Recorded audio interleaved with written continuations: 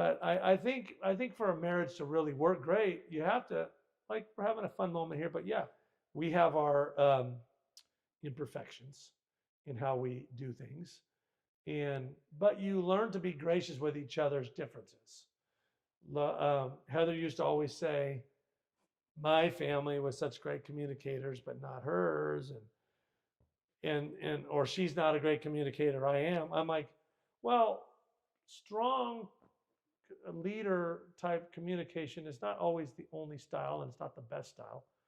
And so we've learned it's like, no, yeah, but you're valuable. And so yes, sometimes I'll be going on strong saying something, then I'll have to think in my brain, oh, I should probably stop right now and ask her what she thinks.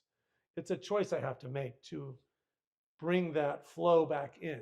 It's like, okay, I'm not the only one anymore. When I started off, I sort of thought I was the only one, didn't I?